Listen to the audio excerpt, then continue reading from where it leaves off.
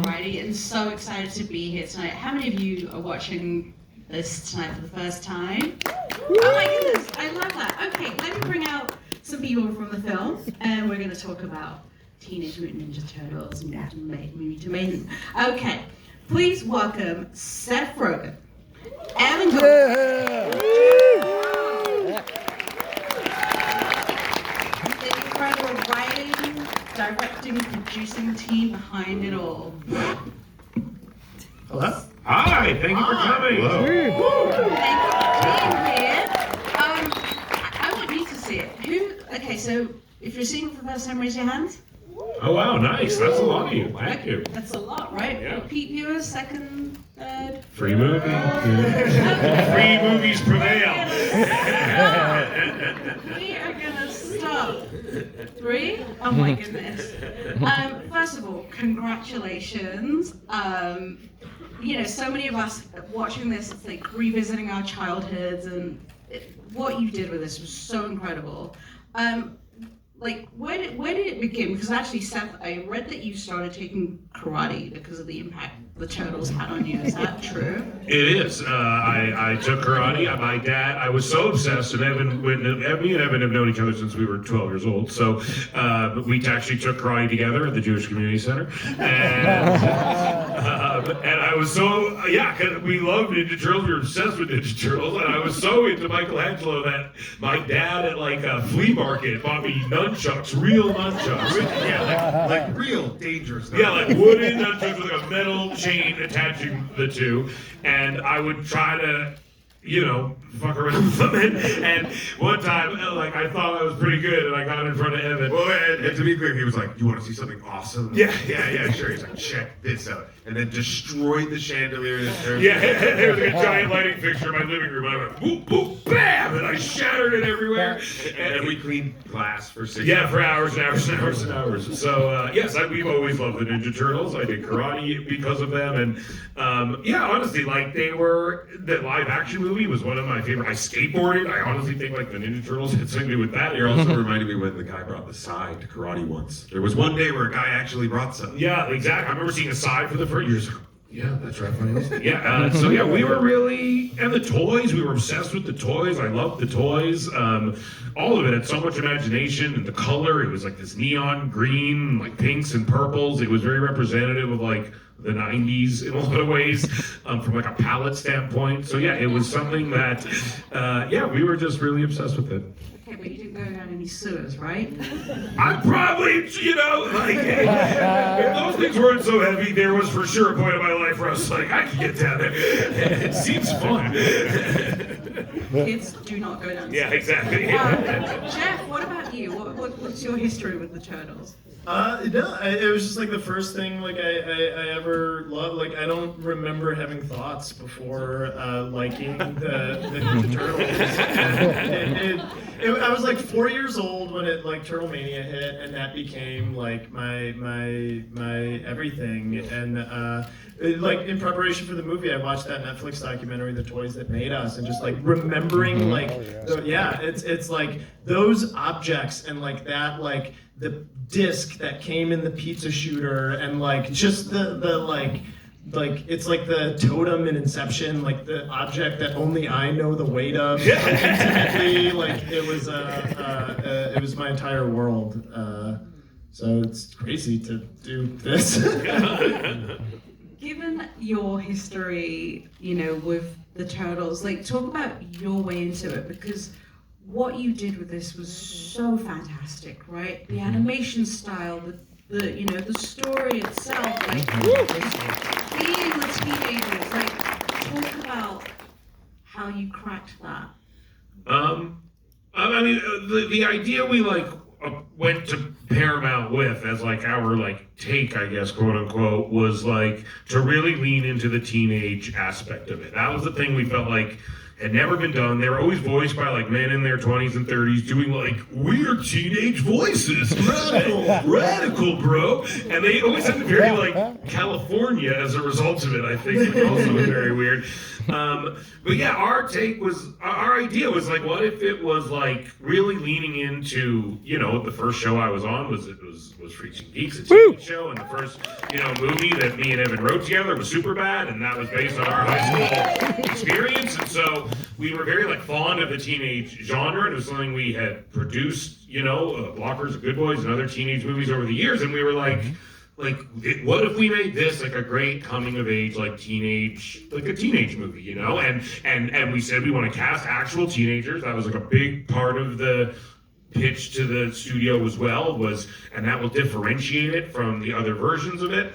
And then Jeff came on and really took like that idea and translated into like the look of the movie as well, and this like teenage kind of drive and raw emotionality and this like yearning and desire, like that was the cornerstone of like the story, like kind of then became the cornerstone of how Jeff made the film actually look, Yeah, we tried to make it look like the drawings you do when you're like 15 years old, and like you don't have any formal art training, and you can't be told that your drawings aren't good yet. You're just like, I'm drawing a monster truck, and this is the greatest monster truck that's ever been drawn, and it looks awful, but you're so proud of it, and it was kind of this like perfect metaphor for the characters in the film. They are so confident and so self-assured, and they have no reason to believe in themselves as much as they do, but they go for it, and it's really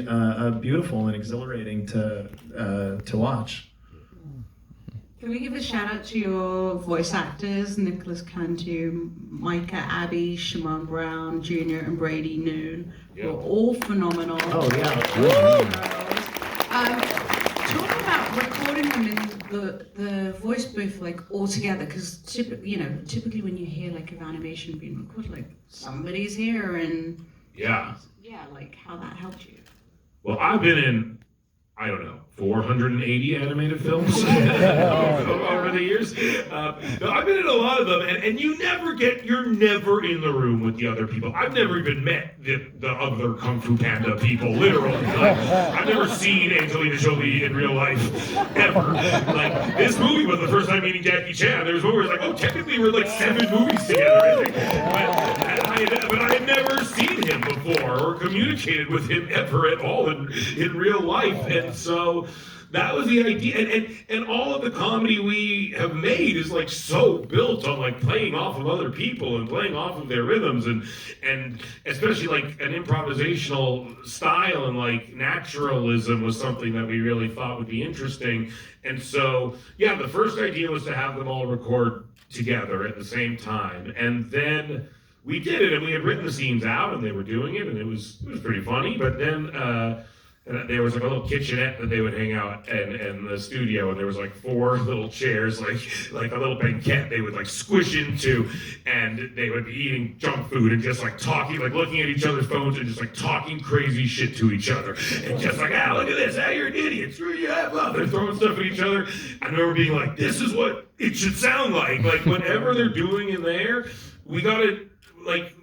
It became so clear we had no idea how they talked. It was so apparent that we could not actually write how like 16-year-olds talk, like really, and they have such like a specific way they talk, and it's all built on memes and inside jokes and TikTok things that like I have no fucking clue what these things are. And so we would just say like, put all that in the scenes and do it and argue and interrupt each other and step on each other and don't have any respect for each other's space or time or delivery or acting, because you wouldn't, that's what teenagers are like. And so yeah, we would encourage them to like reference the things you actually reference, like talk about the things you actually talk about. We would see them joking around and be like, literally, like, do that in the booth. Like, go do that in the booth. And after that, like, bacon, egg, and cheese thing came from was they were like, making fun of. They thought it was funny they were playing New Yorkers, and so they would do like impressions of New Yorkers, and it would be like, "Hey, give me a bacon, egg, and cheese," and we were just like, "Go do that! Like, just do it for as long as you can." And they really delivered on that one. But like, that's the kind of thing that like you could never do that without having them all together in the same room and telling them to make it their own. Like that's impossible to write. Like it doesn't exist in the brain of a 41-year-old man. Nor should it. But to that, Jeff, like how did that help like with your, directing of it all and like the Made it much animation? harder, probably. The animation, like Well, how was it all? it created this problem where it's like we didn't really like none of them were the main character. It was the four of them. So it's like from a filmmaking perspective, it meant we had to do a lot of foreshots, and we weren't gonna like cut a bunch between them or emphasize anyone. And asking an animator to like animate four characters at the same time, like fully moving, interacting with each other in these like really long shots was just like really technically challenging. And then we added mutants, and then it was like 10 characters in a shot, and then 13 characters in a shot, and then 13 characters in a giant like whale monster. And That was composed of like 200 characters. Exactly. yeah, that was kind of like all independently like writhing horse faces and like but the team was so up for the challenge, and yeah, it was wild. Some funky lighting going on here too. Yeah. Cool. I like it. So at what point did you decide you were going to voice Bebop? When did I decide to be? Pretty early in my career. When I was 8 or 9 years old, 1992. I always loved Bebop specifically. He just had like, the cool, it's funny because they had like a hip hop style to them kind of, and like it was like emulating like this like era of like 80s like hip hop that like was this thing that I loved, and like the mohawk and the glasses and all that. It was something that I was always like such a big fan of. So yeah, I only play warthogs, I realize as well. I love the idea though that April 2 was a teen. Like, talk about how that came about. Is one reason that it was fundamentally creepy she wasn't a teen? Yeah. Yeah. It's historically very weird character. It's a creepy. Yeah. No, she's always been like a. Is she their mom? Is she their friend? Is she their lover? Yeah. Like, what is she doing there? And just for this film, it was so important that she's one of them. She's 15 years old, like they are, and she's kind of an outcast herself. She needs to like credibly be a loser enough that she would spend her time hanging out with these four turtle human hybrids, and and so we just tried to make her as much like a real New York teenager as possible, and then when we cast Io, who is incredible and is like Io's a great writer also, so she would like improv, like the kids would improv and just like go off the rails and like do insane things, but she was able to kind of like keep the scene. She would herd them back. Yeah, very gently kind of nudge it towards like, I think the story point is this, and yeah. Something that I totally love was like the little nods and Easter eggs in the film. And Ferris Bueller's Day Off. I mean, I feel like everybody here is like too young to even know what we're talking about. They knew. We asked the kids. We were like, "Do you know Ferris Bueller's Day Off?" And they were all like, "We love Ferris Bueller's Day Off." And we were like, "Thank God." So who put that in? Like, who wrote that? That was like, honestly, there was a lot of debate. Like, we knew we loved this idea and this image of them, and because it is a thing. Like, I had been in New York, and coincidentally, literally, there was a big outdoor movie screening happening, and we were like, we should do a big outdoor movie screening. That'd be a cool scene. And this idea of like, we just love this image of them, like, watching from afar and kind of having this like longing and this yearning, and this idea of like, oh, it should be a high school movie like that. that would be like, it would thematically tie in and make it organic and to talk about. But yeah, it was a long. We put in a ton of them. Actually, Yeah. we went through tons and tons and tons and tons of them. We tried like Breakfast Club, House Party. The best one that would have never worked was one of our editors tried Carrie. So it's like she's on stage like. And they're like, "Whoa, this looks great!" Yeah. They're like, "Oh, you did it, Carrie. Good job." did it. And then we go in the sewer and we cut, which was.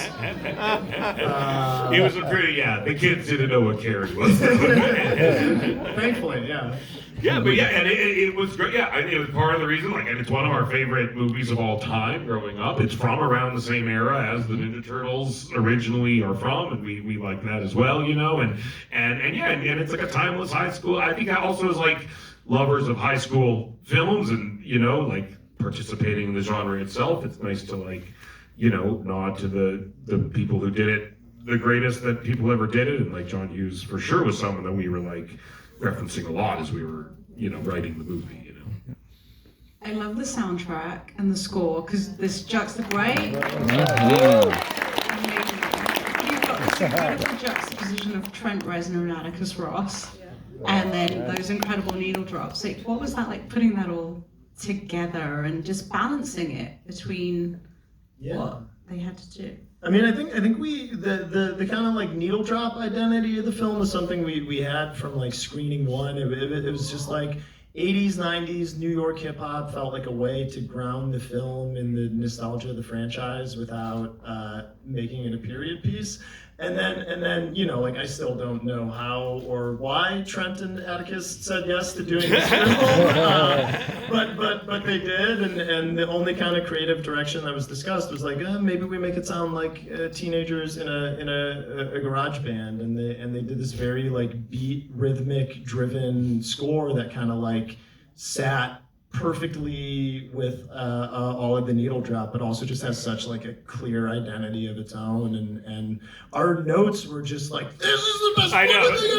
We were all like a Yeah. text chain. Yeah, they would literally like text us the cues, and I would get like a text that was like Trent Reznor, and like with a little photo of him like on the iPhone. and you hit it, and like the scene would come up, and then just the whole text chain was like, "You guys are geniuses. This is the greatest." What was amazing, they actually loved the needle drop and wanted to know what songs were in it, because some of the cues seem like integrate into the needle drop in a way that like was really exciting and cool. And again, like they didn't fight it. Like something we referenced was the game Tony Hawk Pro Skater. That was like a big inspiration to us when we were young, and it was this mix of like kind of punk music and industrial music and rap music, and like it really kind of like was similar to this sonically, and that was something that we brought up to Trent and Atticus, and I think that's why there is some like very like video game inspired sounds in the score as well, because we were like, we kind of want it to sound like how the video game sounded, as far as like how the songs would come on, It was all kind of unified by this like rebellious energy, like this, just kind of rule breaking, What was the toughest scene to animate? Probably the Superfly fight was like really difficult because it's just a lot of mutants, a lot of physical action, but like. Bacon, egg, and cheese. That was the last scene that was done. Yeah. It's like a minute and a half of 4 characters on screen just acting, and it was only 2 animators doing it, and hands off in the middle seamlessly. And I think each of them spent 2 months like animating their part of bacon, egg, and cheese. But as soon as one of them made Mikey twerk, I was like, "You've done it! You've done it!" I remember when they saw that for the first time, like when Shaman was like, "I'm twerking." They made me twerk. Like turtles have butts. Yeah, like, exactly. Our shells kind of look like frogs. That was a brilliant sequence, and shout out to the animators.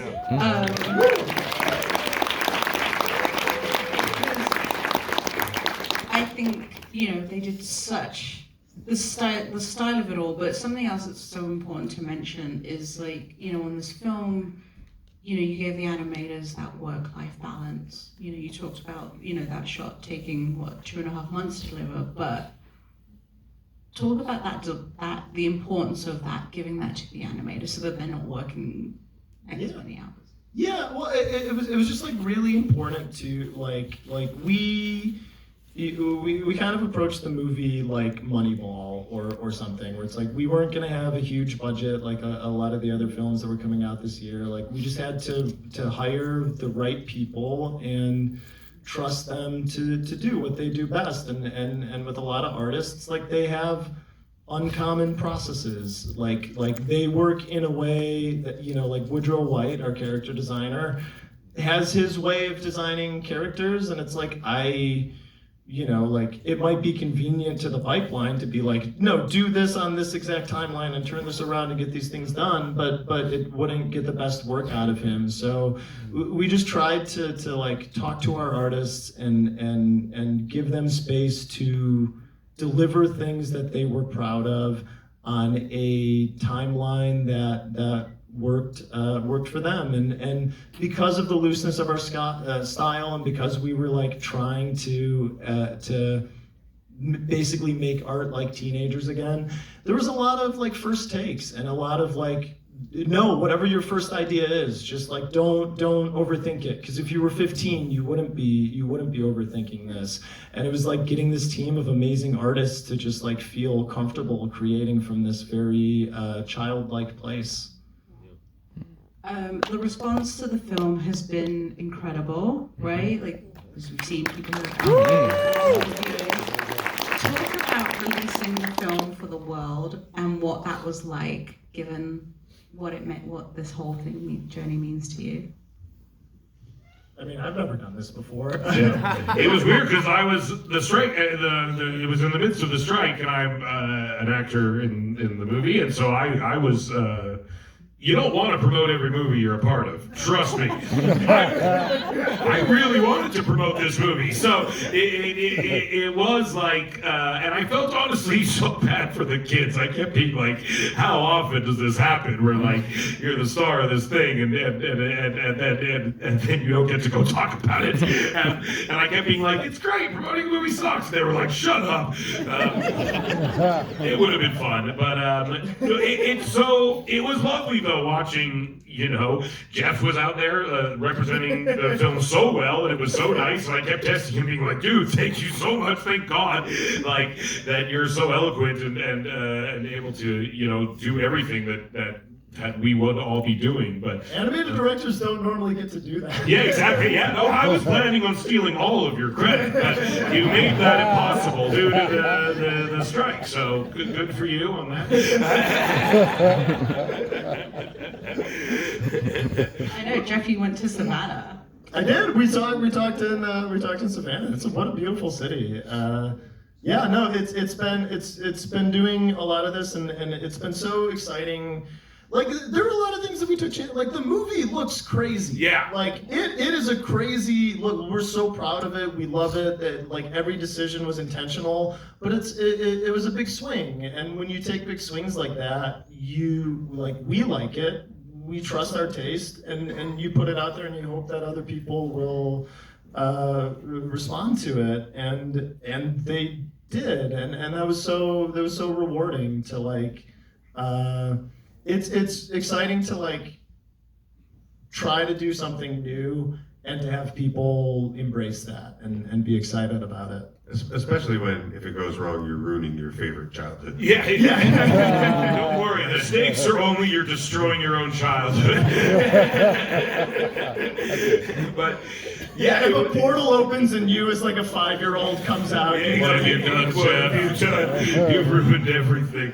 And everyone works, like a huge group of people worked very hard and passionately on it, so it was also very rewarding when it was received so well, and people seemed to like it so much, and people who were skeptical of it seemed to be won over by it, and people who seemed to think there was no new creative thing you could do with this were ultimately, shown that we somehow thought of something that we were really excited by and that we were passionate about. And so, yeah, it was very nice and rewarding that, like, hard work doesn't always pay off, which is a bad thing about life, but in this, but in this instance, it did, and it was very nice that it did, and it's not lost on me because I know the other thing is true, you know.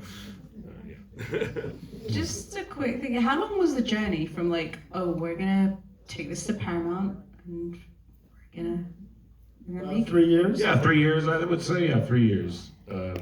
Which is kind of quick for an animated, like. Yeah. Yeah, too quick. Yeah. Not have as much time as I would have liked. Yeah, it was actually honestly like of all the films we've made in our lives, one of the shortest times from like inception to completion. And it was, and honestly, like that's what was really nice about the process is Paramount was very. They just were like, if it comes out on this day, you could do whatever you want, and it was a very like free process creatively, and they were supportive of our crazy ideas. And I remember there was like the screening we were showing them how it looked for the first time with Ramsey, and like we were so nervous and we were so like scared that we were just gonna show them like it was like a scene from the movie, and they were just gonna be like what? Like no, like what have you done? What did you do? And they like loved it and were so supportive of it, and we're like, go more, it's great. And so like that was really nice as well, is that like it was very, they really supported us and didn't discourage us from making it insane, which was nice. They probably tried to make us cut one or two milking jokes, but we said no. I mean, speaking of cutting scenes, is there a scene that you're like, we had to cut this, and I really wish it were in the film? We're gonna use them in the sequel. Well, for sure, yeah. I mean, there's definitely one, and it's 100% already being written into the second movie. Well, speaking of the second movie, I know you're not going to tell me anything, or us anything. The mid-credit scene, like putting that in. And teases a character that might show up. Yeah, we'll see. Let's talk about the character design, though, Splinter, and just bring him in. Like, yeah, talk about that. Yeah, it's Shredder was no. Everyone I do the same thing. A lot of silly names flying around yeah, in this movie. But no, like Shredder is the coolest villain in the TMNT lore. He's this world's Joker, and we had considered using him for the first film, but it didn't work for a lot of story reasons, and ultimately it felt good to not lean into him as a character, but now we have a chance to, and we'll see how that goes. I'm being very diplomatic. I know. We think it's gonna be cool. I just want to make he sold it like we're worried. We're not worried. It's gonna be cool. It's like our bosses are in this room. Right, they're like jazzed. But seriously though, like, how much fun was it to be like, and here's Shredder? Like, we haven't. It was cool because it was something, that we always talked about, and like that we, and I think it actually because it implies a sequel, and I'm not one to count their eggs before they hatch, you know what I mean? So like, there was a moment where just like, are we really? Like, will you let us do more of this? Like, we're gonna look stupid if we do this, and that's it. Like, and so that was also part of the conversation. Is it silly to imply you're gonna do more if you're not? So that was a big part of it, But the idea of including him was always like something we wanted to do, and as fans of the, and also if they didn't let us do it, we'd at least be like, at least we got to do one shot of him. All right, last question. I'm sure you've been asked this a million times, but who are your favorite turtles? You like chat, really? Donatello. You're a Donatello guy. I'm a Donny boy. You like your whole life? I had a big stick as a kid, and I spun it around and pretended I was Donatello. And pretended I was good at technology. Exactly, yeah. You'd always be like, beep boop. I'll fix that radio. I mean, as a kid, I think I was a Donatello who just so wanted to be a Michelangelo. That was my dream. You're a Michelangelo to me. You're Michelangelo. Thank you for You're the Michelangelo now, dog. Very weird Finding Forrester joke. I for sure love Michelangelo, and that's why my dad gave me nunchucks that I almost killed myself with. If I was a Leonardo fan, I would be dead right now. I would have decapitated myself in front of them at 12 years old. For the record, it wasn't your fault for breaking the thing with the nunchuck. My dad shouldn't have given me real nunchucks. Yeah. Bad parenting, Mark. Hear that, Mark Rogan? How much trouble did you get into for breaking things? Oh, they got it. The cleaning of the glass was more than a punishment. Yeah, it was they- hours. Yes, it took a long time, and I don't think my dad could argue that he should not have given me those nunchucks. All right, nobody's getting nunchucks after this. Do not ask. Look under your seats. Not to just push the toys, but they do have some nunchucks that go with the film that I gave my kids. They're soft, they're safe, they're great. Buy the turtle nunchuck set. Available at Target right now. Oh my goodness. Well, I want to thank everybody for coming out tonight. And thank you to everybody who's a panel for that incredible conversation. I'm going to let them go to continue writing on the sequel right now. Yeah. So thank you very much. Thank you so